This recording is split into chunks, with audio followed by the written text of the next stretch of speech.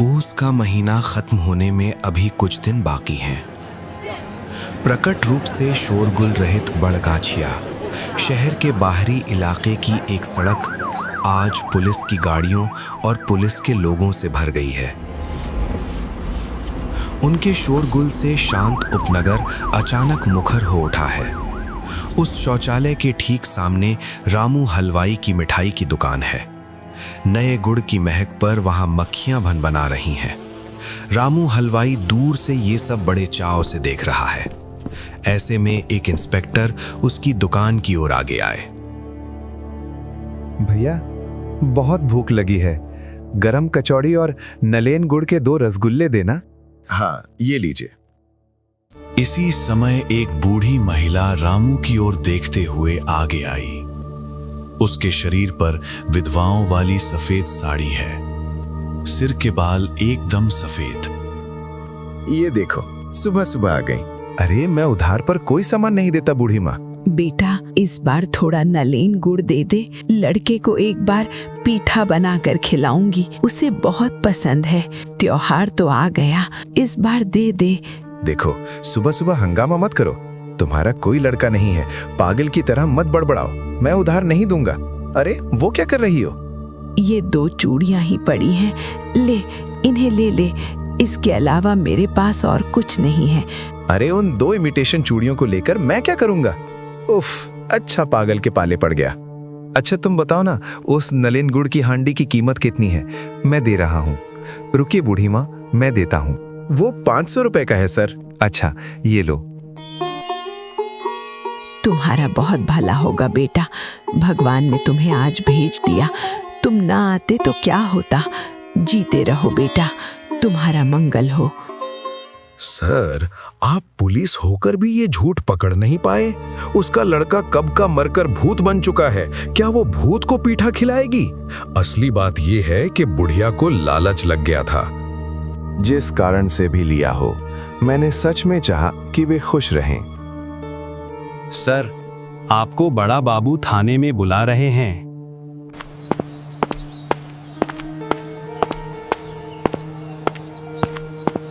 अरे पार्थ, आओ, देखो कौन आए हैं। परिचय करवा दूं, ये इस इलाके के विधायक दीपू प्रधान हैं। नमस्कार। नमस्कार। देखिए, सौरभ बाबू मेरे बहुत अच्छे दोस्त थे। कई कामों में उन्होंने मेरी कई तरह से मदद की थी। मुझे कैसा तो लग रहा है कि उनकी इस आकस्मिक मौत के लिए मेरा ही कोई दुश्मन जिम्मेदार है। आप ठीक से जांच करके देखिए। आप किस पर शक कर रहे हैं बताइए, तब तो हमें आसानी होगी। अगर मैं ही सब बता दूंगा तो आप पुलिस होकर क्या करेंगे? देखिए, आप दोषी को खोजने की कोशिश कीजिए, वरना आपकी किस्मत में भी दुख लिखा है। सर, सीसीटीवी फुटेज रेडी है। हाँ, चलो आ रहा हूं। अरे, हमारा सुमन जो दिख रहा है, ठीक तो हो? हाँ सर, आपकी दया से ठीक ही हूँ। देखिए, क्या नाम है? हाँ, पार्थ बाबू। ये लड़का मेरा जाना पहचाना है। मैंने ही सौरभ बाबू को बोलकर इसे यहाँ नौकरी पर रखवाया था। सौरभ बाबू अच्छे आदमी थे। इन सब लड़के लड़कियों से क्या पुलिस का काम होता है? क्या कहते हैं बड़ा बाबू? मैं अभी आता हूं सर, फुटेज चेक करना होगा। हाँ, जाओ।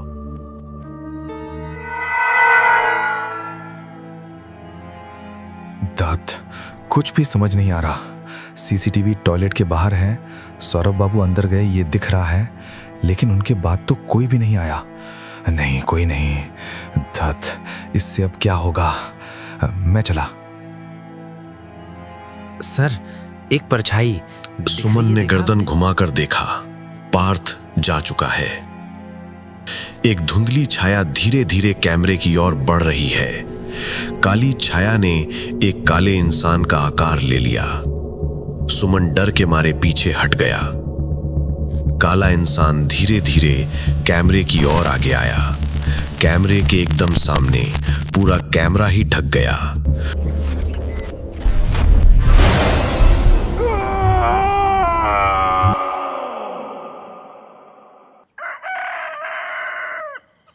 पार्थ रास्ते में खड़ा था। देखा, बूढ़ी माँ कुछ आंचल में छिपाकर ले जा रही थी। छिप छिप कर जाते समय बूढ़ी माँ ने पार्थ को देखा ही नहीं। बूढ़ी माँ क्या ले जा रही हैं? नहीं, कुछ नहीं, कुछ नहीं। वो तो है, आंचल के नीचे क्या है? कहाँ? कुछ नहीं। नारियल बीन कर लाई हैं क्या?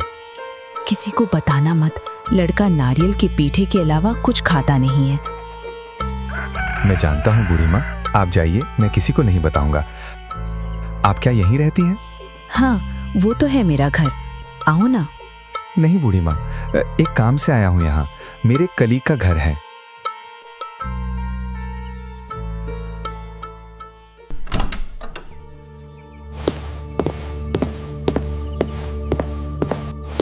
पार्थ सुमन के घर का दरवाजा खोलकर सुमन के कमरे में दाखिल हुआ।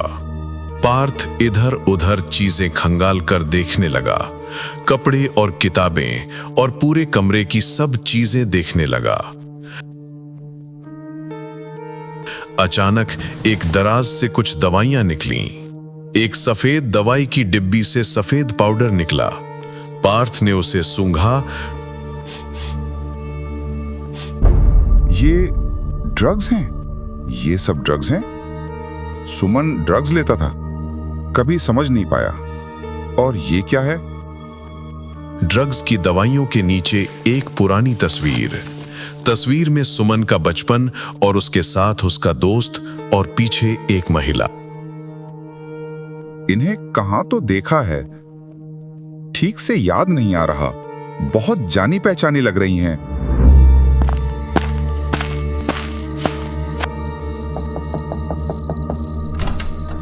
अरे तुम आओ। देखिए आपके लिए क्या लाया हूं। देखिए, आपके लिए ये 1 किलो चावल का आटा। अब आप अपने बेटे को पीठा बनाकर देंगी ना? सच में तुम लाए हो? सिर्फ यही जुगाड़ नहीं हुआ था, इसीलिए मन खराब हो रहा था। भगवान को पुकार रही थी। शुक्र है भगवान ने तुम्हें भेजा है। तुम्हारा बहुत भला होगा।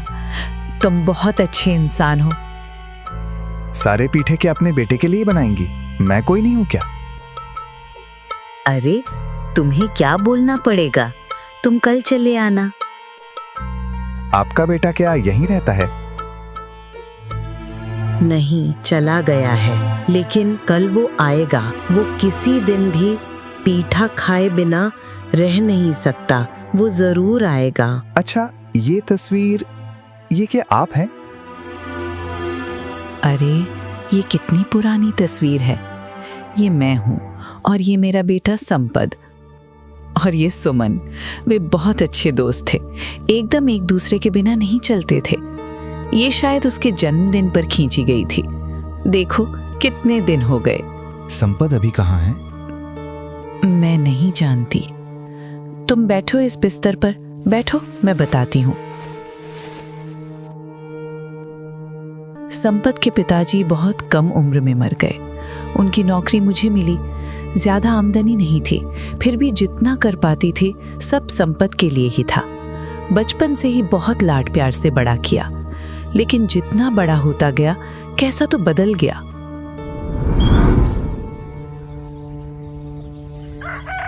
बाबू उठ जा, स्कूल नहीं जाएगा? 6 बज गए। थोड़ा सोने दो ना। उठ उठ, देर हो जाएगी। अभी सुमन बुलाने आ जाएगा। उससे बोल दो मैं नहीं जाऊंगा। क्या होगा जाकर? वो लोग कितने सुंदर फुटबॉल टीम में सिलेक्ट होंगे, लेकिन मैं नहीं होऊंगा। क्यों नहीं होगा? तू भी होगा। कैसे होगा? क्या मेरे पास स्पोर्ट शूज हैं? ये तो उस दिन इतने पैसे देकर एक खरीद दिया। उससे नहीं होगा। मैंने जो बोला था वही चाहिए। वो 4000 रुपए का है बाबू, वो कैसे दूंगी? तो मुझे स्कूल जाने को मत बोलना। मैं अब कभी स्कूल नहीं जाऊंगा। अरे तू क्या बच्चा है? बच्चा नहीं हूँ, तभी तो समझता हूँ मेरी कोई इच्छा तुम पूरी नहीं कर पाओगी, इसलिए स्कूल नहीं जाना चाहता। मैं क्या तेरी इच्छा पूरी नहीं करती? बहुत बड़ी बड़ी बातें बोल रहा है। खुद तो एक दिन का नहीं हिलाता, सब कुछ मुंह के सामने जुगाड़ करके देना पड़ता है। कभी सोच कर देखा ये सब आता कहाँ से है?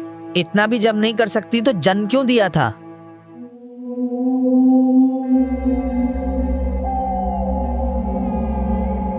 हाँ सर, आज सारा माल पहुंचा दूंगा। हाँ ठीक है। अरे धत, रोज रोज घर में इतनी किचकिच अच्छी नहीं लगती। अब घर छोड़ दूंगा, देखियो। हाँ, मैं भी छोड़ दूंगा, फिर दोनों साथ रहेंगे। हमें और कोई किसी भी चीज में नहीं रोकेगा। मुक्ति, केवल मुक्ति। हाँ, इस साले गरीब के जीवन से हमेशा के लिए मुक्ति।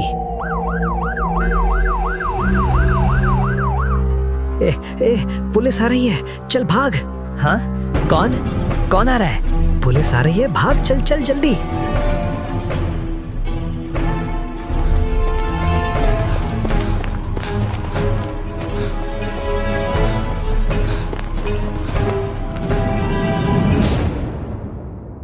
अरे ओ बेटा धन, कहाँ भागा जा रहा है?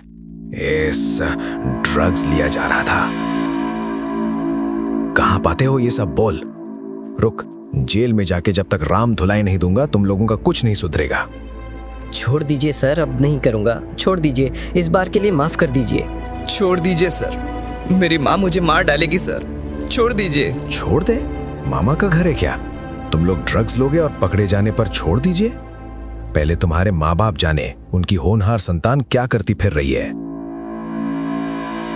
नहीं सर, मेरे पापा सुनेंगे तो मर जाएंगे। मेरी माँ मुझे मार डालेगी सर, छोड़ दीजिए। एक बार बात कीजिए सर।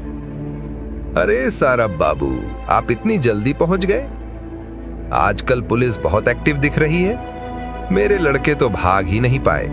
सर, ऊपर से प्रेशर है। ड्रग्स का मामला पूरे मीडिया में फैल गया है। एक को नहीं पकड़ा तो नौकरी नहीं रहेगी। समझ गया, आपको तो एक ही चाहिए, दो को लेकर क्या करेंगे? सुमन मेरी पार्टी का बहुत पुराना लड़का है, उसे जाने दीजिए।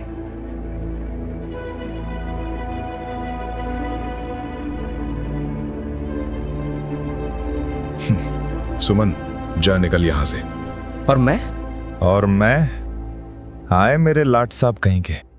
सॉरी भाई, किसी एक को ही बचाया जा सकता था, और मैं बहुत ज्यादा इंपॉर्टेंट हूँ। और मैं क्या यूज करने लायक डस्टबिन हूँ? मेरे माथे पर क्या यूज मी लिखा है? ए चुप, पैसे है तेरे पास खोकन सोना। ड्रग्स के पीछे तो बहुत पैसे बहाए हैं, अब खुद को बचाने के पैसे हैं। कितने पैसे लगेंगे आपको? 40,000 दे पाएगा? हाँ। तो भाग। कल तक मेरे हाथ में पैसे नहीं आए तो तू जहां भी भागेगा तुझे पकड़कर जेल में डालूंगा। मुझे तू अच्छे से जानता है, भाग कर तू बच नहीं पाएगा, ये अच्छे से जानता है। अभी जा। जूते जूते करके खाना पीना छोड़ दिया। ये देख, तेरे लिए जूते लाई हूं। उफ, ये क्या हुआ? अरे जा, फिर मोची के पास जाना होगा। कहाँ है रे बाबू? ओ बाबा, वो तो घर पर ही नहीं है। उफ, कमरे का क्या हाल करके रखा है, कोई चीज समेट कर नहीं रखता। क्या रे, कहाँ गया था? ओ, बताने लायक नहीं है, है ना? देख, तेरे जूते ला दी हूं। ओ, अब शायद उसकी जरूरत खत्म। क्या रे, क्या हुआ? बात का जवाब नहीं दे रहा। मुझे कुछ पैसे चाहिए। फिर पैसे? तू जानता है कितने रुपए देकर जूता खरीदा? अब और नहीं लगेगा, है ना? माँ, पैसे बहुत जरूरी हैं। कितने पैसे? 40,000। तू पागल वागल हो गया क्या? क्या करेगा इतने पैसों का? तू जानता है 40,000 मतलब कितने रुपए? कोई आइडिया है? क्या करेगा बोल? चुप क्यों है, बोल। तुझे माँ को बहुत बेवकूफ समझता है। तू उल्टा सीधा नशा करके घूमेगा और उसका खर्च उठाएगी माँ। कभी जूता चाहिए, कभी ये चाहिए, वो चाहिए, सब उठाएगी माँ, है ना? शर्म नहीं आती? इस छोटी उम्र में नशा करके घूमता है। तू जानता नहीं तेरे पापा भी नशे के कारण मर गए। ये सब जानकर भी तू नशा कर रहा है। एक नशा करके मर गया और एक सारी जिंदगी क्लर्की करके चली गई।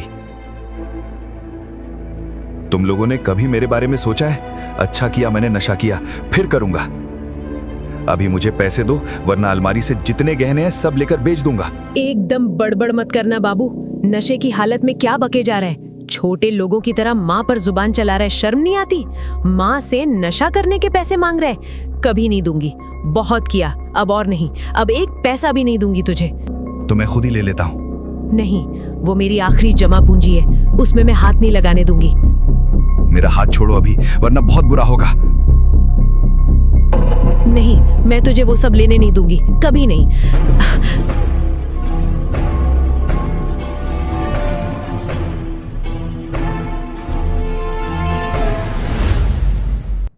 लड़का कितने दिन से गायब है बताया? 1 हफ्ता हुआ है। और कुछ भी क्या गायब हुआ है? हाँ, मेरे पेटी में कुछ गहने थे वो, और लड़का क्या नशा करता है? हाँ। वाह, चमत्कार। इसका मतलब आप शक करती हैं कि आपका लड़का ही आपके गहने चोरी करके भाग गया है, क्या यही तो? हाँ। क्या आप शिकायत लिखवाएंगी अपने ही बेटे के खिलाफ? हाँ। अच्छा, बहुत अच्छे। उस दिन बहुत गुस्सा आ गया था, इसलिए डायरी लिखवा दी थी। अब सोचती हूँ वो ना करती तो भी चलता। क्या बोल रही हैं आप? इस तरह के एक लड़के के लिए लोगों से उधार मांगकर उसके लिए पीठा बना रही हैं? एक तो पुलिस में देना चाहिए। आपने ठीक किया उसके नाम केस करके। वो अगर वापस आए मुझे बोलिएगा, मैं ऐसी मार मारूंगा कि सारी बदतमीजी निकल जाएगी। तुम नहीं समझोगे, शायद और कोई भी नहीं समझेगा। माँ होना बहुत पीड़ा है, जानते हो। बेटे का चेहरा 20 साल से नहीं देखा। कितने दिन इंतजार किया, क्या खा रहा है, कहाँ सो रहा है, कुछ पता नहीं चल रहा। पहले पहले बहुत लगता था आए तो भगा दूंगी, घर में घुसने नहीं दूंगी। लेकिन जैसे जैसे एक के बाद एक साल बीतते गए, उसका चेहरा बहुत याद आने लगा। वो मेरे साथ जो मर्जी करके गया हो, मैंने उसे पेट में रखा है। मैं उसकी माँ हूँ, मैं कैसे उस पर गुस्सा करूँ? हेलो, हाँ सर, आ रहा हूँ। अब मुझे जाना होगा, धन्यवाद। धन्यवाद तो तुम्हें देना चाहिए। तुमने मेरे लिए जो किया कोई इतना नहीं करता। अरे सर, आप तो सर्दियों के महीने में भी पसीने से भीग रहे हैं, क्या हुआ बताइए? वो हम सबको मारेगा, वो सबको मारेगा। कौन? किसकी बात कर रहे हैं? देख नहीं रहे, एक एक करके सब जा रहे हैं। पहले सौरभ बाबू, फिर सुमन, बाकी सिर्फ मैं उसे देख पा रहा हूँ। बस लग रहा है मेरे साथ जैसे कोई है, कोई जैसे मेरे साथ ही घूम रहा है। सर, एक बात पूछूंगा, सच बोलेंगे? अगर आप सच नहीं बोलेंगे तो मेरे लिए आपको बचाना मुश्किल हो जाएगा। अच्छा बताइए तो, ये मौतें किसी तरह क्या संपत बसु के केस से जुड़ी हैं? तुम्हें कैसे पता चला? सर, मैं उम्र में छोटा हो सकता हूं, काम में नहीं। आप क्या मानते हैं ये मौतें संपत बसु कर रहा है बदला लेने के लिए? आपका मानना है संपत किसी तरह गायब होकर कहीं था, लेकिन अब वापस आ गया है ना? संपत मर चुका है। मतलब? वाह, इतने गहने चोरी किए क्या? वो जानकर आपको क्या लाभ? चुप, एकदम आंख मत दिखाना। तेरी सारी गर्मी मैं निकालूंगा। आपने जो चाहा मिल गया, अब और क्यों? मुझे जाने दीजिए। हेलो सौरभ बाबू, आपका क्या दिमाग खराब हुआ? अरे संपत ने अगर एक बार मुंह खोला तो हमारी हालत क्या होगी जानते हैं? और आप उसे छोड़ देंगे? अरे सर, थोड़ा भरोसा कीजिए मुझ पर। इतना भी बेवकूफ नहीं हूं मैं। जो करता हूं बहुत सोच समझ कर ही करता हूं। सर, मुझे जाने दीजिए। ये देखिए सर, सुन रहे हैं ना? तो सर, लड़के को जरा भी सब्र नहीं है। अच्छा जा बाबा, जा। जाऊं? हाँ जा ना।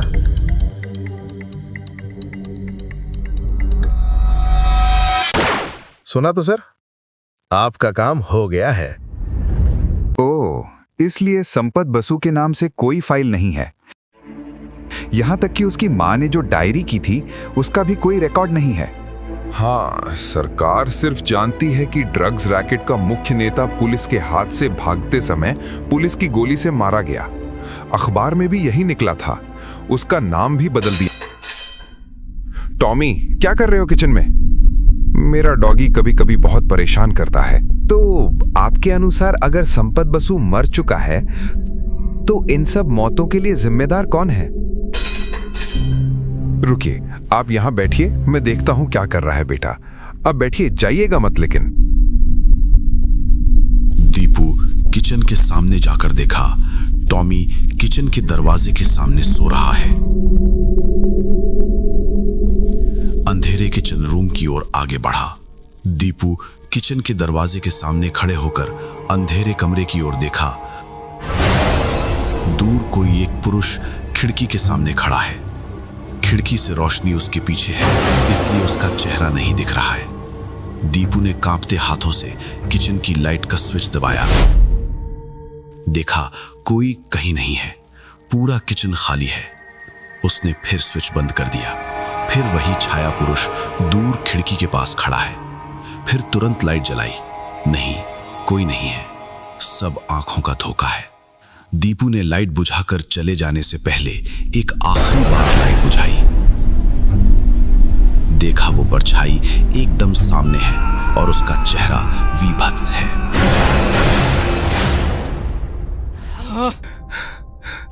पार्थ एक भयानक चीख सुनकर चौंक गया। दौड़कर किचन की तरफ गया।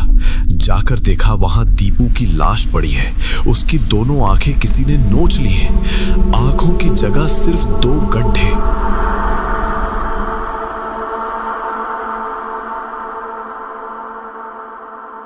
पूस की आखिरी रात में पूरा उपनगर हल्की धुंध में ढका है। अलग अलग घरों से शंख बजने की आवाज जाग उठ रही है। पूरे मोहल्ले में बूढ़ी माँ अपने बेटे के लिए पीठा उबाल रही हैं। पीठों को कलछी से थाली में रखा। एक कटोरी में थोड़ा गुड़ डाला। थाली पास में रखकर बैठी रहीं।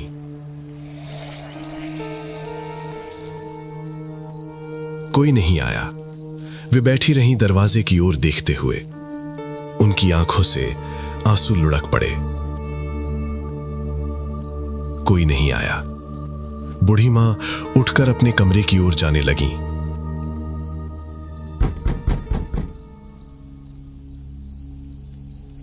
ऐसे समय दरवाजे की घंटी बजी। बूढ़ी मां की आंखों में खुशी तैर गई। दरवाजा खोला। कोई नहीं है, सिर्फ कुछ ठंडी हवा, कोहरा। उन्हें लगा सच में क्या घंटी बजी थी या उन्होंने सिर्फ गलत सुना। दरवाजा बंद करके चली आई।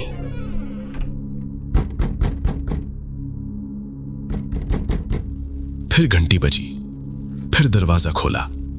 कोई नहीं है, सिर्फ ठंडी हवा हू हू करके बह रही है। वे दरवाजा फिर बंद करने जा रही थी। ऐसे समय मां। बूढ़ी मां ने देखा सामने संपत खड़ा है। अंधेरे के बीच सब कुछ निस्तब्ध। बहुत देर तक किसी ने कुछ नहीं कहा, सिर्फ हवा बही। बूढ़ी मां कुछ देर सिसक सिसक कर रोईं, जैसे बहुत जोर से रोना चाहती हैं, लेकिन खुद ही खुद को थामे हुए हैं। अंदर नहीं आएगा? तुम भगा तो नहीं दोगी? पीठा बनाया है यहाँ? तुम खिला दोगी? हाँ। मैंने बहुत गलत किया माँ, मैं समझ नहीं पाया। चुप चुप, कुछ नहीं बोलना है। नहीं, बोलना होगा। जिंदगी भर मैंने देखा कि मुझे क्या क्या नहीं मिला। मेरा इस गरीब घर में जिंदा रहने में दम घुटता था, लेकिन मैं भूल गया था मुझे क्या मिला है। मुझे तुम्हारे जैसी माँ मिली थी, लेकिन वो इतनी पास थी कि मैंने देख कर भी नहीं देखा, कभी सम्मान नहीं किया। जब देखा बाहरी दुनिया को तब समझा बहुत देर हो गई है। आज आया हूं क्योंकि ना आता तो मुझे मरकर भी शांति नहीं मिलती, लेकिन मैं जानता हूं बहुत देर हो गई है। कुछ भी देर नहीं हुई। देख पीठे, अभी बहुत गर्म है। आ मेरे पास बैठ, तुझे खिला दूं। तू कहाँ था इतने दिन?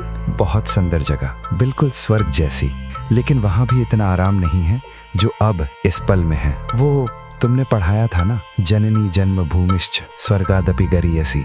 अब कभी छोड़कर नहीं जाएगा ना? क्या रे, चुप क्यों है? बोल, अब छोड़कर नहीं जाएगा ना? मैं अब पहले की तरह तुम्हारे पास हर वक्त नहीं रह सकूंगा, लेकिन मैं आऊंगा। जब भी तुम्हें मेरी याद आएगी मैं आऊंगा।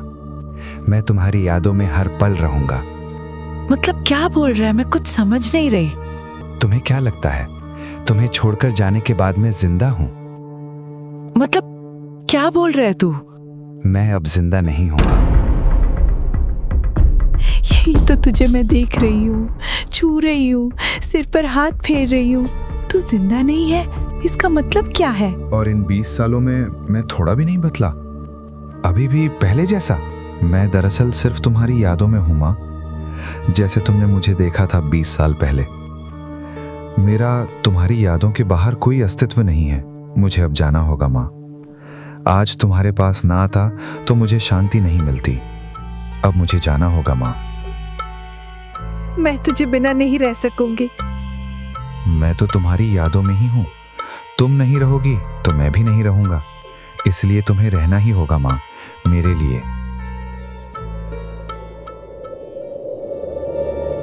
शायद माएं ऐसी ही होती हैं। माँ के प्यार को दुनिया के किसी पैमाने से मापना संभव नहीं है।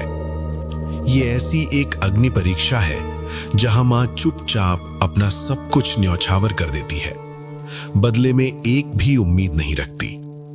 जगत की समस्त माताओं के इस त्याग की महिमा हर इंसान के जीवन की नींव रखती है। संपत की माँ उठकर देखी। खाने के पास बैठे बैठे उनकी आंख लग गई थी। सो गई थी शायद। सब सपना, यह सब सच। पास रखे पीठों में चींटियां लग गई हैं। उन्होंने दरवाजे की तरफ देखा। दरवाजा खुला है और सुबह की ठंडी हवा आकर उनके चेहरे के ऊपर से बह गई।